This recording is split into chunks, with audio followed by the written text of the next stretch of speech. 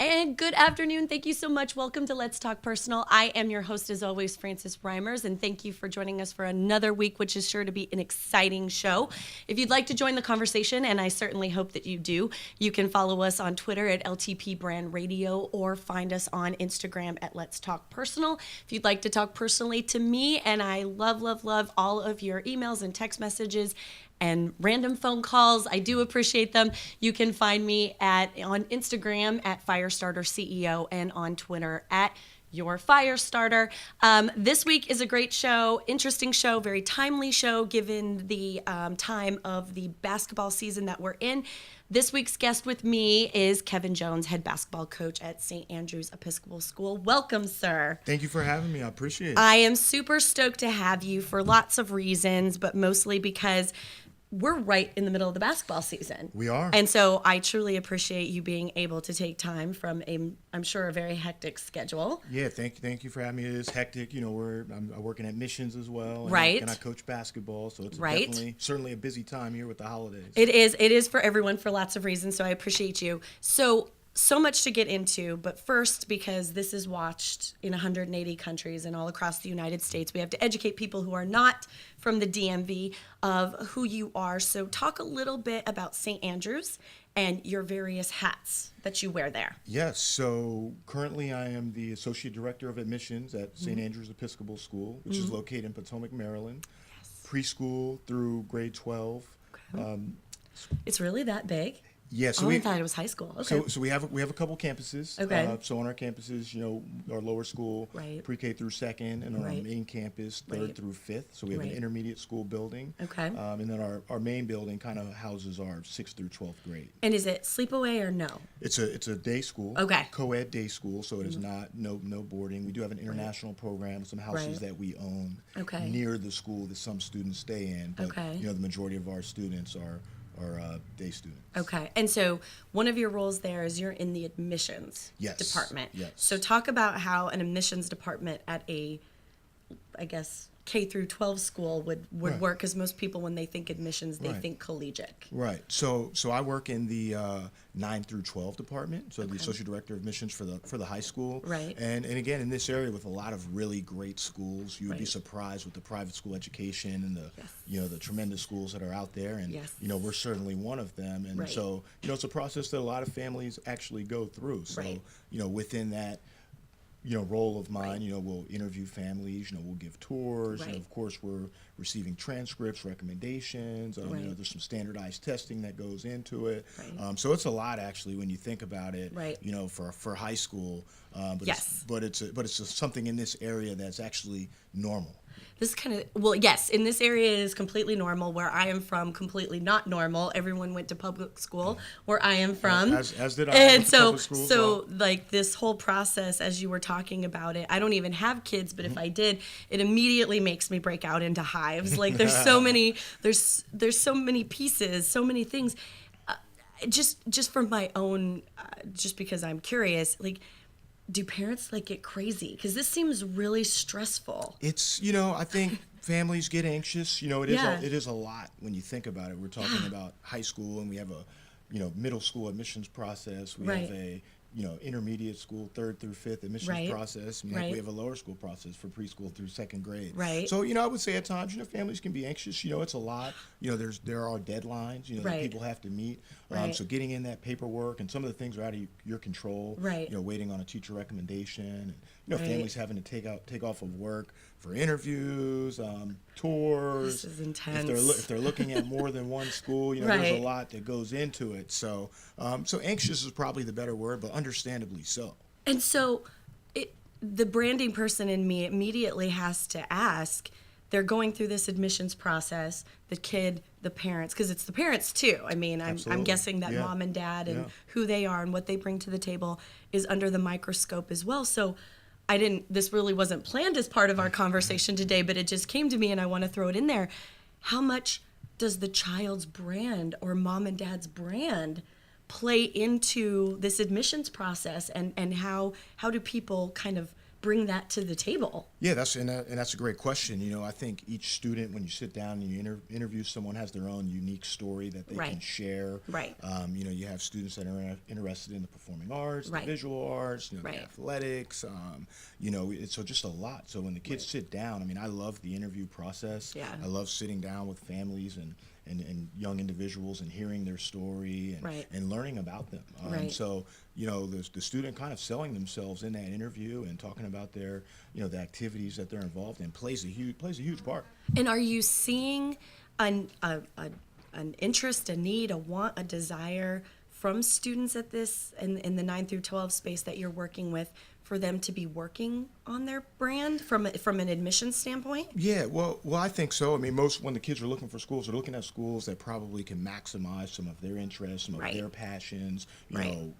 Where can they go somewhere to strengthen that? If not, learn some other things. So certainly, and then I know we'll probably talk a little bit about social media, but a lot of kids are into that. At length. Into the social media, into the marketing, into the digital media, and so schools are doing some pretty cool things, I think, as well. To allow those opportunities for the kids. Right, and from an admissions standpoint, many years ago when I worked in admissions at the University of Minnesota, and again at the College of Southern Maryland, we would look into social media. This was at the beginning of it. This was the MySpace, Facebook years, which there wasn't a lot of data to go on.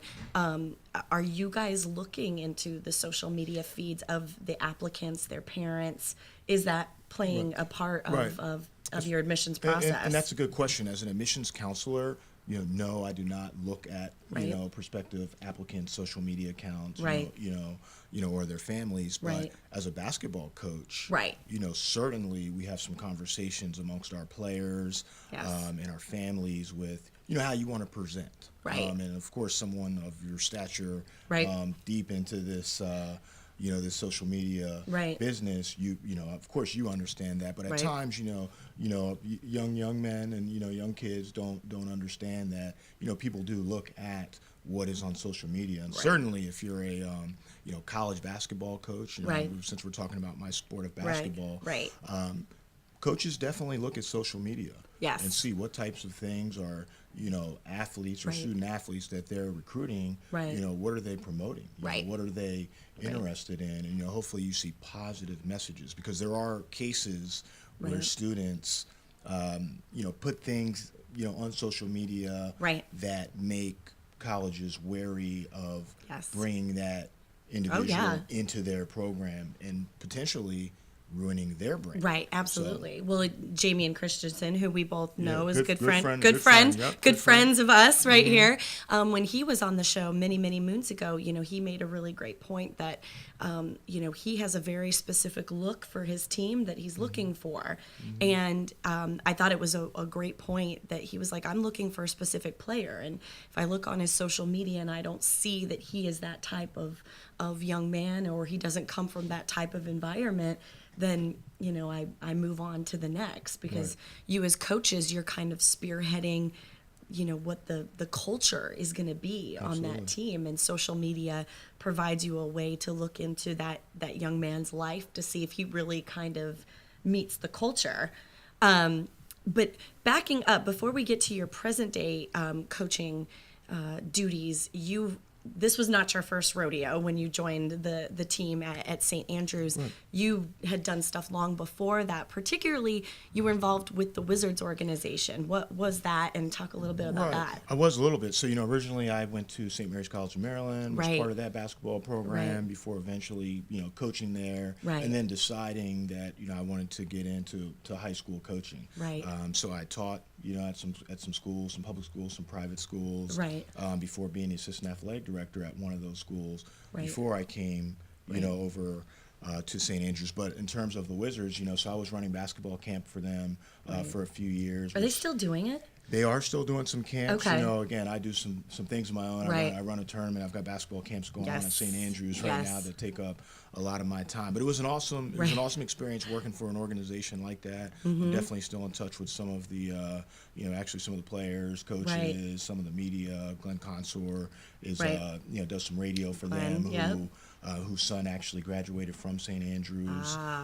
Big George Mira's son is actually an ambassador for the Wizards. His son plays for us, Victor. And his oldest son, George, graduated from us and is at Georgetown. I'm going to go try to catch him this weekend as they play Syracuse. Yep, that's going to be a great game. Early afternoon game. Looking forward to that. Is that on Saturday or Sunday? It's a Saturday, 12:30 game, so it's an early one. That's going to be a good game, though. Best man in my wedding is also a coach at Syracuse as well. Then, so I'm going to get to cover a lot of ground. You're going to wear neutral colors?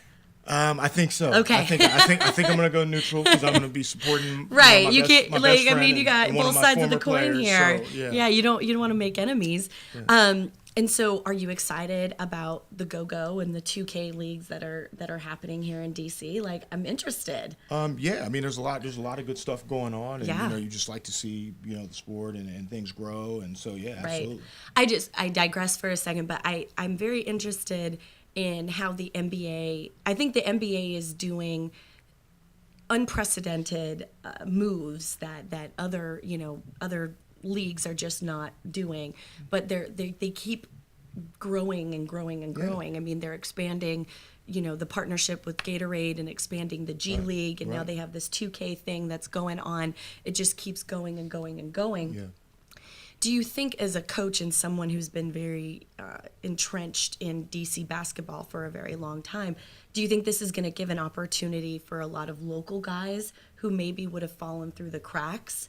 Maybe this gives them an opportunity to get up, or do you really think people are going to be brought in from the outside? Potentially. I mean, I think with the way social media is today, everyone, it really depends how you create your brand and how you're able to display it and get it out there and market it, market it to others. I mean, certainly, I think the NBA has done a great job. As you just mentioned, they're a global league, and whereas a league maybe like the NFL is really trying to gravitate around the world. Where the NBA, basketball and soccer are a couple sports that are just universal and played everywhere. And I think the NBA has done a great job. Encouraging their players to have social media, but how to use it. And I know you do some work with that and teaching, individuals how that's a platform that can be very positive and a successful tool for you. I think the NBA, as opposed to all other leagues, even baseball included, which I would say NBA first and then Major League Baseball second. The NBA of all the leagues, I think, truly understands that these men are going to have social media accounts. They are going to have brands. They are a brand. It doesn't matter if you're the guy who only makes $1 million on the payroll or you're the guy that is making $30 million on the payroll. They get it. They support it because, one, it's going to happen whether they want it to or not. Absolutely. And they've embraced that. Two, it's about the fan experience, right? And this is why I love having coaches come on the show, because it doesn't matter if you own an NBA team or you're the coach of a high school program. Mm-hmm. It is about the fan experience. Definitely. And part of the fan experience is having access to the players. And as you say that, that's why, again, I'm a little old. I tell our players all the time I'm getting older, but it is why. If you're old, then I'm old, so we're not going to say that. But it is why we have a Snapchat for our basketball team. Right. You just mentioned getting fans closer to the players. Yes. So Phil Lipton, one of our assistants, does a great job with our social media, as you know. Stellar, Phil. I was talking to him before we got in here. Stellar. But again, even that Snapchat in live time, right? People getting to see the pregame, right?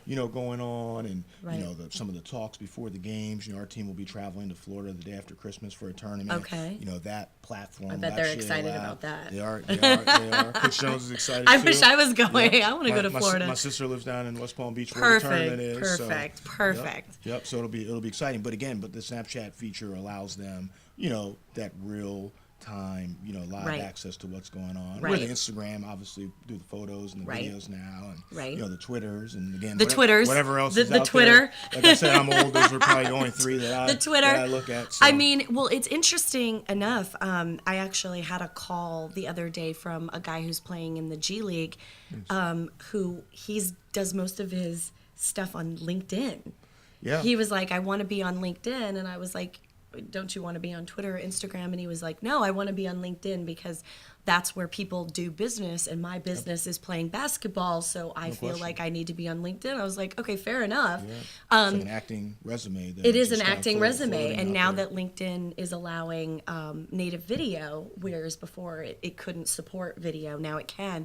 A lot of people, a lot of athletes are starting to gravitate back towards LinkedIn because it's now a living, breathing resume. I'm seeing a lot of broadcasters or people who give speeches putting clips on LinkedIn because it's, rather than having somebody hunt and peck for you, there it is. Yeah, and that's interesting. Social media is an awesome platform, and I guess you kind of have to evolve to what's going on and use it, correctly and professionally, of course. The biggest thing I tell people all the time, especially old people like us and people who are older, is your brand and your activity on social media is not a pot roast. It has to constantly be evolving.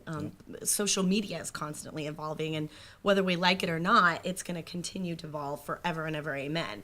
And so people get really freaked out that they have to be on every platform. I'm like, look, like the way this stuff moves, find one or two that you're really comfortable with. Be really good with that. And just stick to it, because I guarantee you 5 seconds from now it's going to evolve into something else, and then you're screwed because you've been trying to be everywhere.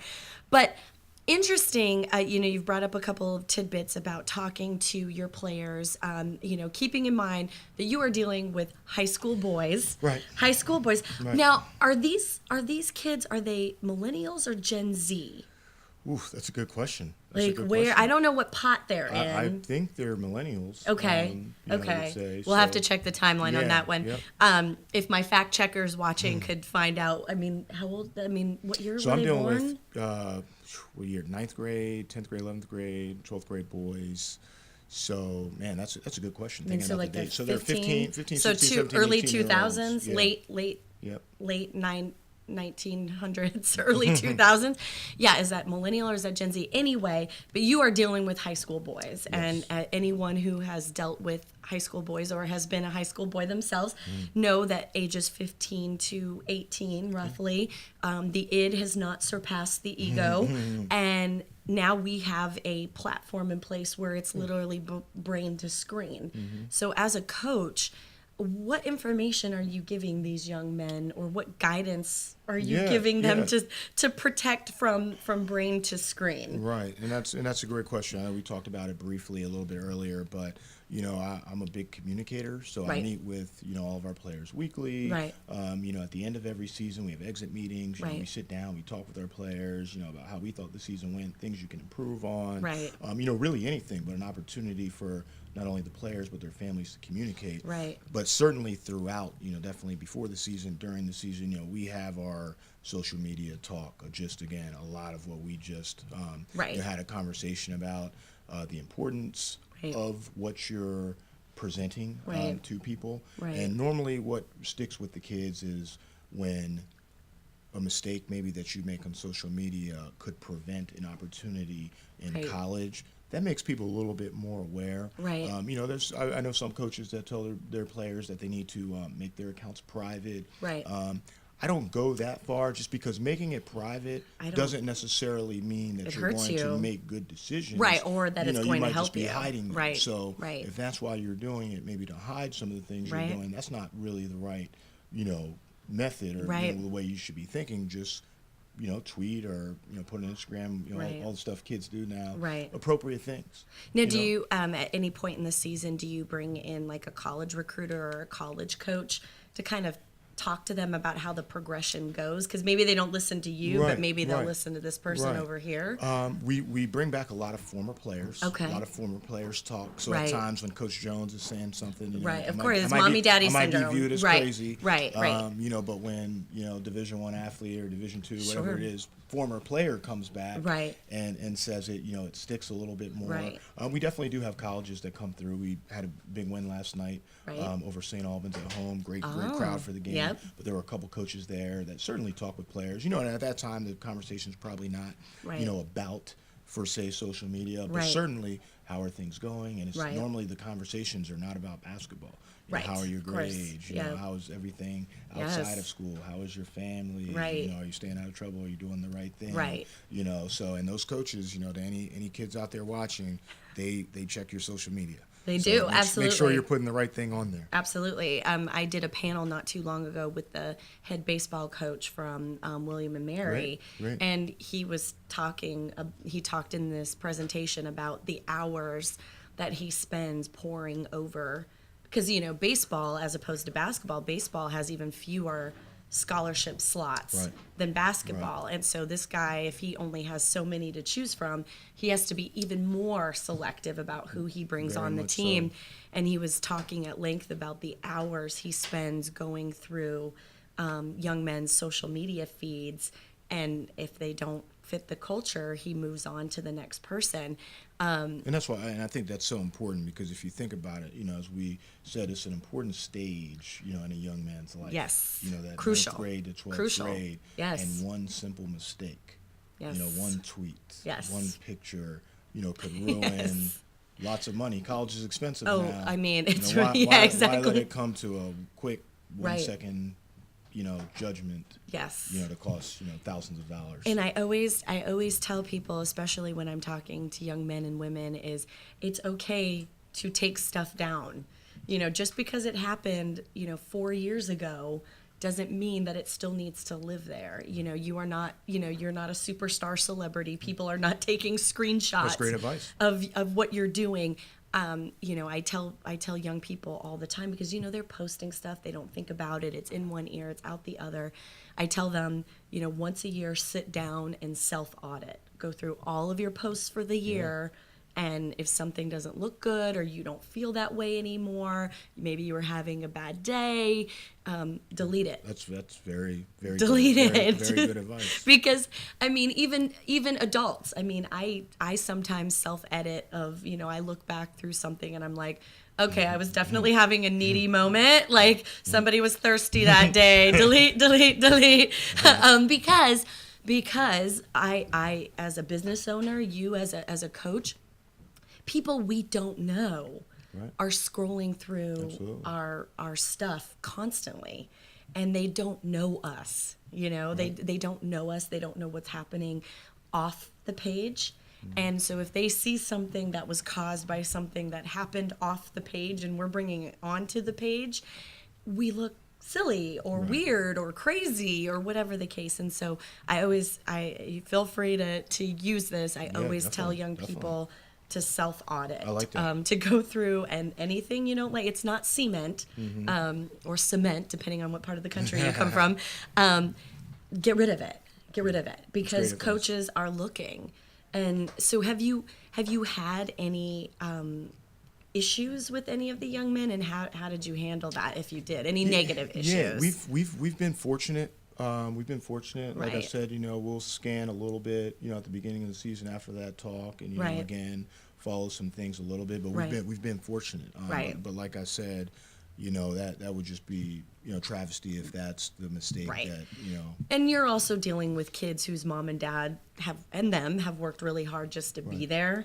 I'm pretty sure mom and dad at home are not allowing nonsense. Right, and you're right. As coaches, again, we definitely take on a big responsibility. But obviously, you have some parental support as well. Right. At least educating the parents. Again, on make sure we're taking a look at that social media as well. So it's more eyes on what's going on. Right. It's definitely important. And I mean, there's so many parents out there. I hear this all the time. I see it all the time. There's so many parents out there that are monitoring their children's social media, but they're monitoring for, are they being bullied? Right. Is a predator out there trying to get to them? But what they're not monitoring for is things that could hurt the child's brand. And so I'm giving a speech to parents in the new year, and one of the big things I talk about is, yes, please watch for, people trying to get at your child in a negative way, but make sure that they're not saying or doing things that will hurt their brand. Because one weirdo statement or one questionable picture unfortunately means the difference between success or failure, or hurting success and causing failure. Couldn't agree more.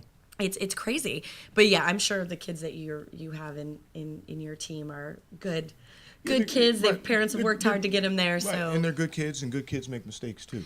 Yes, they do. But again, I think as as leaders and educators, we can always be educating. Trying to be proactive.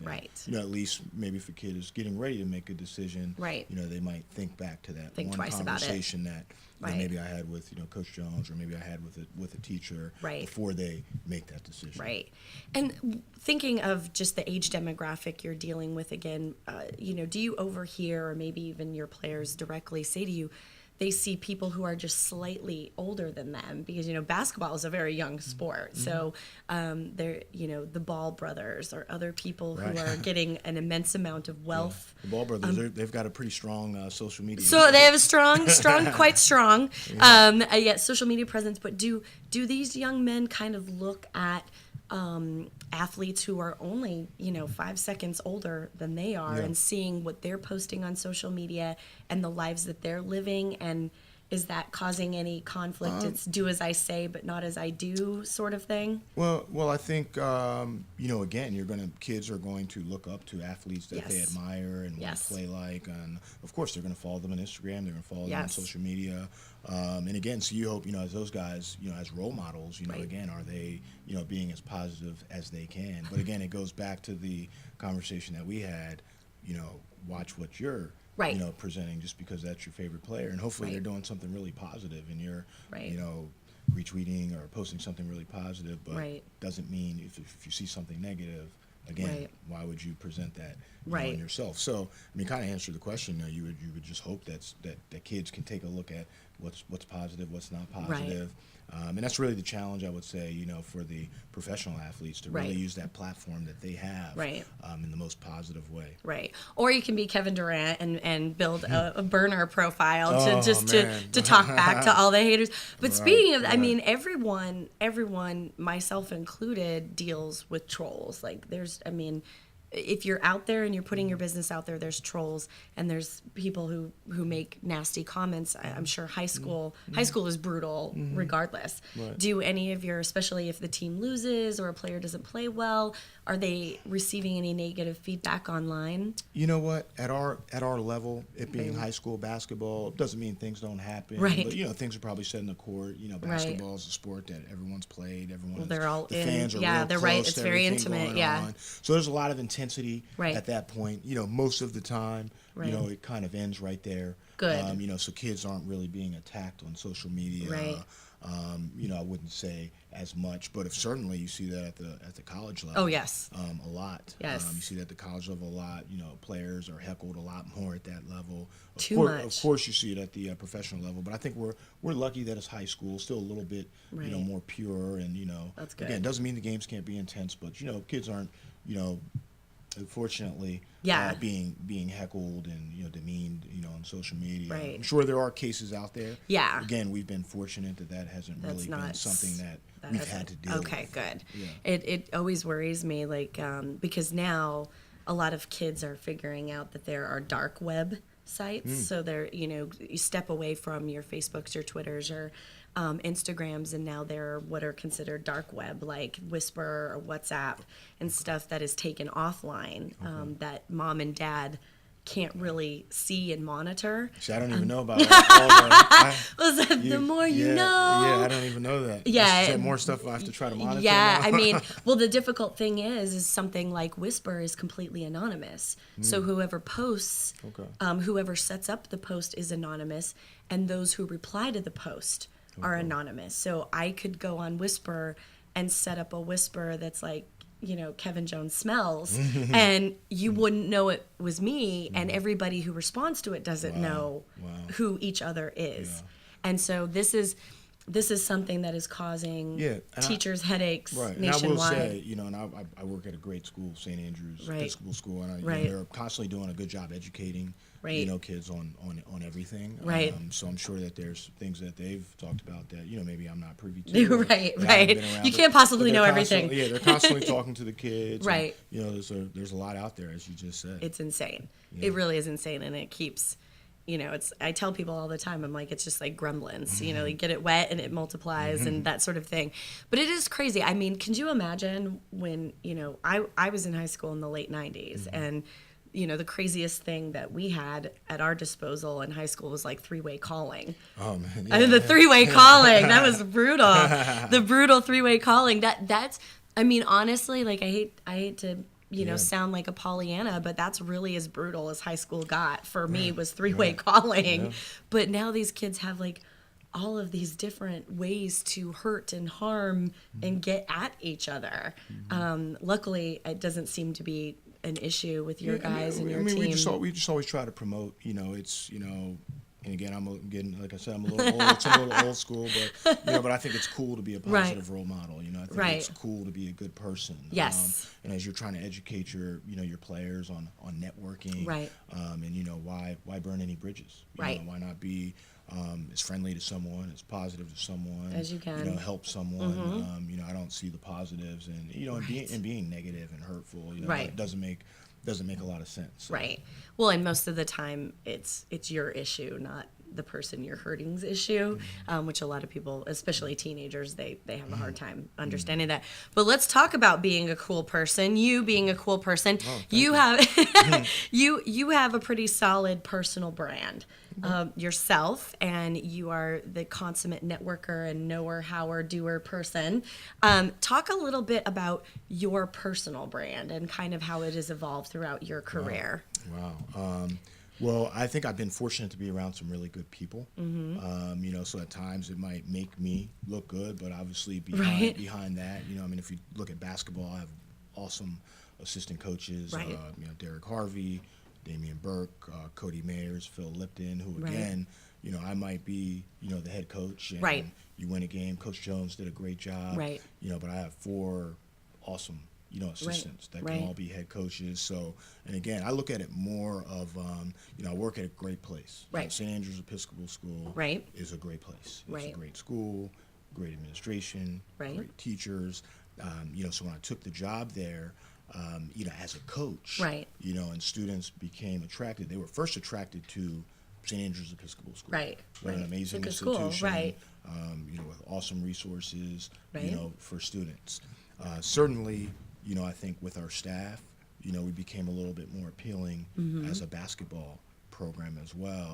And, we're probably a sub-brand, our basketball program of the larger brand, which is St. Andrews Episcopal School. Sure. And certainly over time, the program has evolved. Again, we do try to have a little bit of a social media presence. So, the Instagrams, the Twitters, Snapchats, those have grown. Our followers have grown a little bit on that. And they're genuine followers. So you haven't bought them. Everyone is a real follower.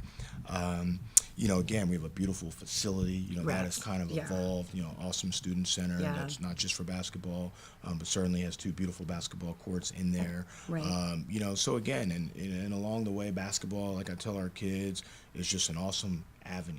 You get to meet a lot of awesome people, and I definitely do try to stay in touch with people as much as possible. We have a parent at our school, Mark Allery, played at Duke, played under the legendary Coach K, played a little bit in the NBA, We had a media day. Again, why do we have a media day? Not really about the Coach Jones brand, but a little bit more about our school and promoting our school, promoting our players. It was an opportunity for kids to go through the interview process before the season started, educate them on what that looks like, allow them, that's a positive way, I think, to grow their brand. That was a day when Coach Jones said, you can bring your cell phone, you can put these pictures on Instagram. One of the few days they're allowed to do that. All the stuff that they do. So again, and those little things, those kids have more followers than I have, and their social medias are stronger, than mine. But ultimately it builds, I think, that sub brand of our, of our basketball program. And things have just, kind of continued to evolve in a positive way. But, there's a lot of people behind it. I'm certainly not one of those naive guys that thinks, I'm doing everything. It's all about me. Most people that know me would say it's probably, far from that. It's the complete opposite. I have a lot of good help. I'm around a lot of good people. I'm in a great environment. Everybody kind of thrives off of each other. So, I might be the face, of the program. But there's just a lot of support and help along the way. But there's naturally, for all humans, I assume the same for you, there's going to be an evolution at some point. So what's next for you, and what are you hoping to transition your brand into? I'm very happy where I'm at. I've obviously had opportunities, to coach in college, but I love being in high school. I love working with the kids at this level. I'm in one of those places now that I just think is a great job. I'm married. I have a kid on the way. And I'm in a good place. I'm in a good place in my life. So what's next? I'm not sure. I'm a little bit more of a day-to-day guy, and I just love where I'm at right now. So. Going back one second, you talked about how the team itself has its own social media, and the team itself has its own following. How are you guys utilizing that social media as a recruitment tool? Yeah, that's a great point. So, when you have, again, student athletes that are coming to take a look at the school, certainly the ones that are interested, in basketball, on our website, our Twitter is on our website, so they can follow there. And, we don't hide it, can't make the game today. Follow us on Snapchat. Absolutely. Take a look at Twitter for the updates. We try to do cool stuff. We had Tyler Stewart, who graduated in 2016. He's a freshman at Binghamton right now, redshirted his first year, so he's playing his redshirt freshman year right now. Just actually was America East Rookie of the Week this past week.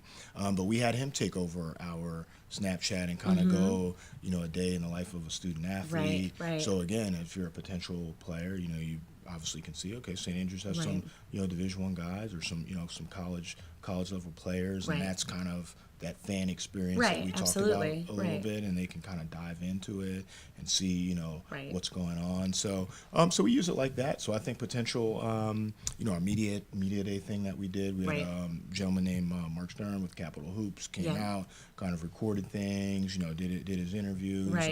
Again, that's something that, potential, student athletes can take a look at and say, wow, that's really cool. That's something that, I'd like to be a part of. So social media, again, like it's a great tool. I know a lot of times there's a lot of negatives that come about with it, but it certainly has its positives, Have any of your recruits noted your social media or that of any of your competitors when you're having discussion with them? Has it gotten to that level of that that your social media is a make or break? Not that I'm aware of. I think most of the times the make or break for kids are, the fit. There's a lot of wonderful schools in this area. Of course, they're looking at the academics first. And then, maybe looking at the basketball program. How can I fit in? Certainly, though, I do think that there is, something out there where, what program, what school is going to help maximize me. You know what I mean? So I'm big on, we have college coaches that follow our, our social media accounts. So, say something about a kid when he does something well, which might trigger a phone call. So I'm really big on the promoting, our players as much as we can. And now, I mean, given the size and scope of St. Andrews, do you follow the media on social media, and do they follow you back? I know Jamian, who we know, he regularly engages with the media on social media. Do you do that as well at the high school level, or not so much? I would say I engage with the media, but it's more like on a situation like this, through an interview, or having them come out, to us or after a game. But I definitely follow. I definitely follow the media. I like to know what's going on in this area. There's so much going on, and with basketball, I was just calling games for Monumental Sports over the weekend at the National High School Hoops Fest. It was at DeMatha. I got to call two really big games. Who were you calling the games with? I was calling with Dan Shanoff, who is an awesome guy to work with. What games did we do? I did Paul VI versus Wesleyan Christian. Okay. And then after that, it was DeMatha, which was the host school, against Oak Ridge, school out of Orlando. So, that was an awesome opportunity. School from Orlando came all the way up. Yeah, this was a high level event, but I was kind of getting at, like, in this area, like, basketball is such a big thing. It's huge. Yeah. You go into that gym, there's 5,000 people. There's college coaches walking around. The games are live streamed. Yep. They're tweeting everything out. There's Instagram. Like, everyone knows what's going on, and it's just it's kind of the norm in this area. That's what people expect. Right. So absolutely. If we weren't doing some of these things, I probably wouldn't be doing my job. Right. Right. So thinking about the brands of, you've mentioned your coaching staff a couple of times. How do you help them with their brand and help them kind of move their career? Because obviously they won't be coaching with you forever, at least you hope not. Right. That they move on to bigger and better things. So how do you help them with their personal brand? Yeah, again, I don't know everything, but I certainly try to share, my journey along the way. Right. And again, as you said, they have their own brand. What are you putting on social media? Right. How are you presenting? How are you interacting? Right. With people. And I'm fortunate. I have 4 guys that can all be head coaches. So right. We pretty much have 5 head coaches on our staff. Right. But again, you hope those guys move on and get their own opportunities, or God forbid something happened to Coach Jones, but we've got guys that will be able to step up and take over our program. Right. So again, you're always encouraging them, whether that's advancing their educational career, or going to some clinics, doing some different networking and really staying in touch with people, because just like anything, how it is, the networking and communicating with people, and somebody gives you a call and you're looking for someone, and maybe you had a great interaction with that person, and they're saying, let's, what was that guy's name I met? That guy might be a good fit.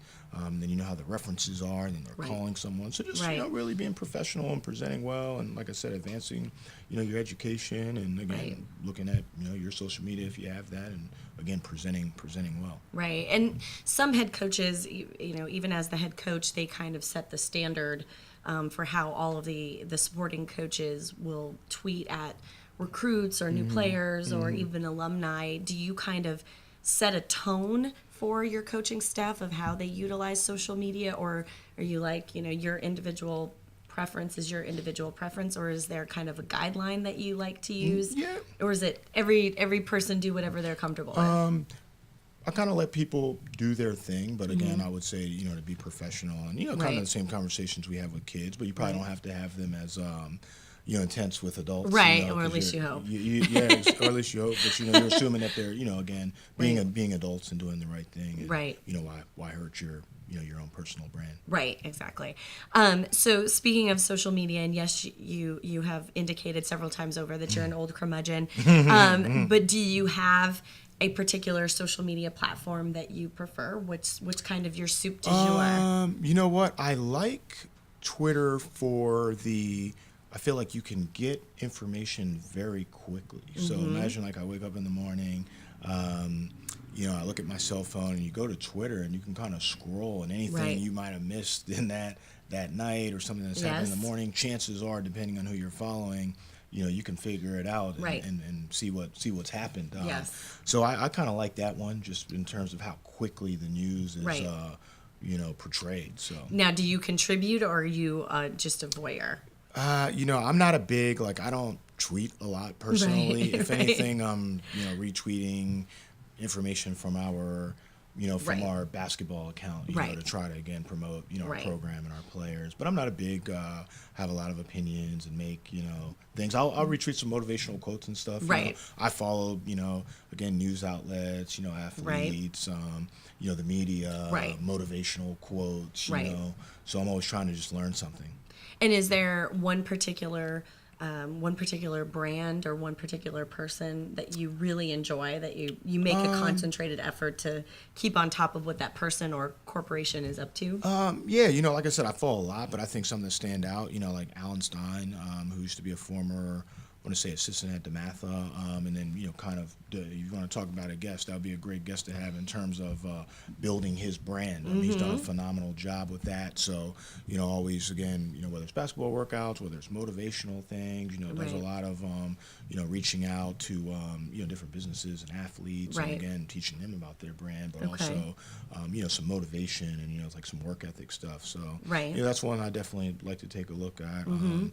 Jay Billis is an ESPN commentator. Yeah. Kind of like he's like professional, funny, has opinions all at the same time. So, so I like seeing what he has in the morning. I love his stuff. Yeah, so he's got some good stuff. So those are a couple that probably stand out. Right. But I'm following a lot though. I'm following a lot of people. Yeah, so I'm following more people than they're following me. So. Well, there's ways you can fix that, but that's for another show, another time.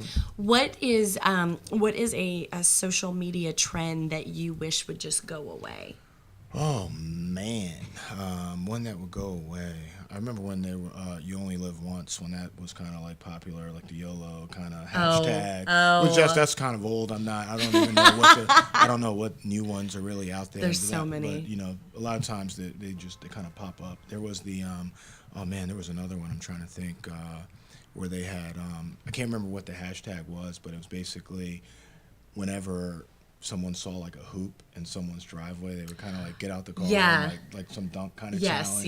Yes. Which was funny for a little bit, and then it stopped, kind of being funny after a while. I was concerned that, like, to me this was like a safety concern because some of these kids were like jumping out of their car while it was still moving. Exactly. You started seeing some crazy things. And I'm like, this one might be time to end this one. Well, and like there was some videos where like the kid was jumping out of the car and the car would keep moving, or like they dunk on the basketball hoop and they break the basketball hoop. Right. I'm like, but there was some good stuff. Like I remember seeing John Calipari, coach at Kentucky, like he had something. So it's always interesting to see what people are going to do. So yeah, it is. I mean, it's interesting to me that one of the fun things about social media is that every once in a while, someone who you think would not even be that creative or interesting on social media will come out of left field and do something that is so unexpected and absolutely delightful. And so what besides the two people that you've mentioned, what is an athlete or someone in the sports world who you think is producing the best content? Ooh, that's a good question. They're like really putting stuff out there that is, unique or entertaining or interesting or see, and I don't know how interesting or entertaining this person is, but I feel like Kobe Bryant has a very strong brand, and he does a very good job with his social media, and then he's got, again, sub-brands of things that he's doing now that he's finished playing. So I look at that a lot, and at times I look at a lot of different college programs and different basketball teams and try to copy off like what they're doing at times and see what they do. That's what it's there for. Exactly. So a little copycat there, but Kobe Bryant's probably the one that stands out. Just pretty strong brand that he's got going on. I really adore. I mean, I've always liked Kobe Bryant, but what I really adored about him is, obviously he's retired. He's doing his own thing. And somebody pointed out on social media that he looks like he's gained a lot of weight. Oh, I didn't know that. And someone put it on social media that he looked a little pudgy in the middle. And, instead of being like awkward about it or whatever, he was like, yes, I'm fat, I'm retired, this happened, I'm getting back in the gym, and I'll be back in, full Black Mamba fighting shape. I'm sure he could still suit up and go out there. I'm sure he score could. 20 points. So. How old is he? Like 30, maybe? Not that. Kobe's probably what, 35-ish, something. Okay. But he's still super young. He's still in pretty good shape. I mean, I don't think he would want to run for a full game, but I'm pretty sure he could go out there with the best of them and knock it out. Definitely. I mean, but I did think it was really funny of, I mean, you want to talk about an athlete who has been to the pinnacle and has had controversy and has, had marital problems and everything, but somehow his career, I mean, his likability and his ability to maintain his sponsors and maintain, or the majority of his sponsors, has really kind of stood the test of time. Right. And I think, if anything, for your players, his brand, not so much the getting in trouble and having marital problems, but his brand as a whole is one that they could certainly emulate in a way, because he's a good person, he's philanthropic, he's diverse, he does business, he does sports. Good work ethic. Very good work ethic, and just a nice guy, just a very humble, nice guy. I mean, I think he's a good indication that nice guys do well. Yeah, him along with a lot of players speak at some of the top camps for young athletes today. So he's still out there. Oh yeah, he's still out there. Definitely, he's still under contract with Nike. So he's definitely still out there. Yep. I mean, don't you think? I wonder this all the time. I ask all of my retired clients all the time. I'm like, what do you do all day? Like, what do you do? Like, I just literally had a conversation with somebody 2 nights ago who's a retired athlete, and I was like, what do you do all day? Right. And he was like, I get up. Everything's very leisurely. Yeah, it's definitely a change in lifestyle from practicing every single day, right? Traveling around the country, if not the world, for games. So, yeah. It's crazy to me, because I'm like, are you happy with that? Or like, is this good? Or are you going out of your mind? And for a while they're happy because they're tired. He was like, he told me, he goes, the best thing about all of this is that someone is not telling me what to do. That's true. He was like, I'm so happy not to be told what to do. Unless they have a wife or kids at home. No wife or kids at home. So literally nobody is telling him what to do. I don't even think his agent calls him anymore. But oh my gosh, well, we are almost out of time. Super excited. Where can people find you? If they want to connect with you, where can they do so? Yeah, if people want to connect with me, of course they do. At Coach Kev Jones, social media. Like I said, I'm not a big tweeter, but our basketball Twitter at St. Andrews B-Ball. And on that page you can see our Instagram and Snapchat and all that good stuff. So clearly you were prepared for that one. Well, thank you, everybody. Tune in next week for our last show of 2017. I don't have no idea where this year went. I'm a little verklempt over it, but next week is our last show of 2017. Joining me next week is lobbyist and Alexandria City Council candidate Dak Hardwick, good friend of mine. So tune in for that. He is going to have a lot to say about what has been happening in the political realm as of late, and lots of defined opinions on that and social media. I'd like to thank my sponsors, Columbia Lighthouse for the Blind and Co-Create. Again, if you'd like to join in on this conversation, you can do so on Twitter at LTP Brand Radio or on Instagram at Let's Talk Personal. Again, I am Frances Reimers, and you can find me on Instagram at Firestarter CEO or on Twitter at Your Firestarter. Have a great night, and we'll see you next week.